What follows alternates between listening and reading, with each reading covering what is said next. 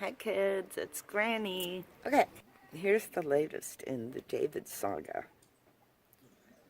Sunday morning, about 2 minutes before the service was set to begin, I'm already on the altar, vested, in my robe, like ready to go.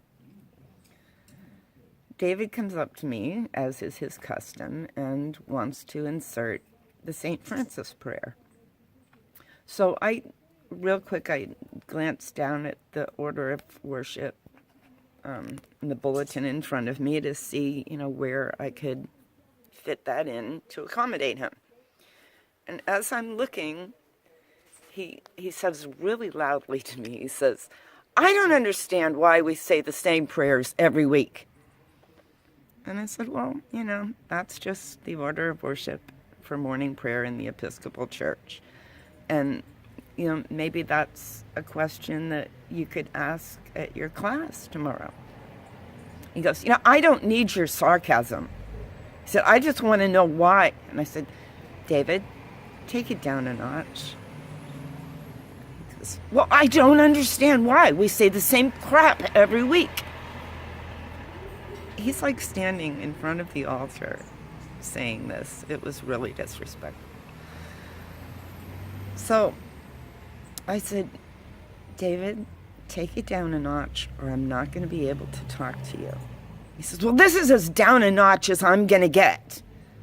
So rather than continue to allow him to continue to be loud, like at the altar, I made kind of a hasty exit through the rear door behind the altar into our multi-purpose room. And he followed me back there, throws his prayer book on the floor, like slams it down on the floor, and he goes, well, if you're not going to listen to me, I don't need to be here. And he starts storming around the church looking for his little dog, little Rocco. And I guess, he's going to leave or whatever. And I thought, well, clearly he's in a really, he's in a state. Yeah, he was in a state. So I wasn't going to stop him. I didn't have time to play kindergarten teacher. I was just going to let him go. But, of course, one of the other parishioners brought him to church, and he realizes this after a few seconds, and he says, well, she's my ride, so I can't leave.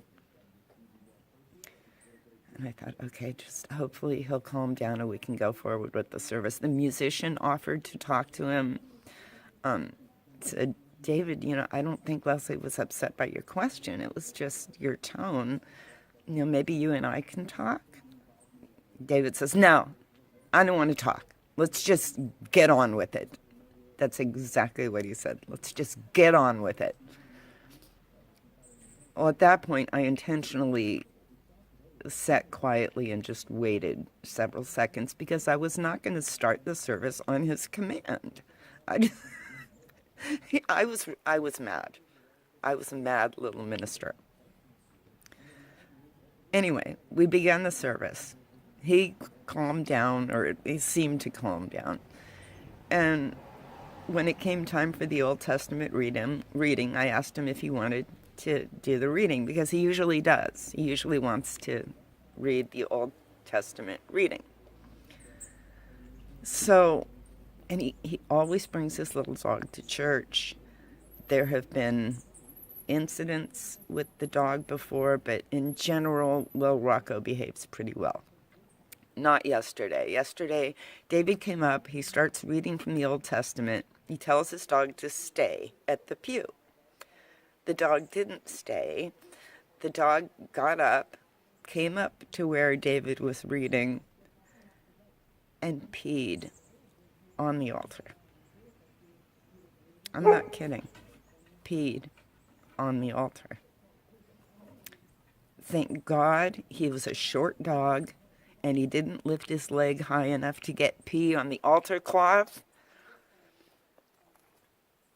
which I'm sure would have required some sort of exorcism. But in any case, after the service, and, you know, David was told as soon as he was done with his reading and went back to his pew, he was told by his neighbor that, you know, the dog had committed an indiscretion, the ultimate indiscretion. And he's like, oh my gosh. So service goes on, the service ends. We're having coffee, and I'm just kind of observing David. Did he make any attempt to clean up after his dog? Nope. But, you know, sometimes you just gotta be the bigger person, I guess. So I just went in there and I quietly scrubbed the rug and scrubbed the leg of the altar table, because, I mean, what else was I going to do? Made the sign of the cross over it, and that was, you know, pretty much it. So hopefully I can get Dennis to catechism class and back tonight without strangling him, because I just don't know what to do with them. And I hope he asks in his class tonight, I hope he says, you know, why do we have to read the same crap every week? But he won't. He won't say that to, like, the priest at the mother church. He won't. He saves all his disrespect from me because I'm just a little peon lay minister. Church politics. Church dogs. Church people.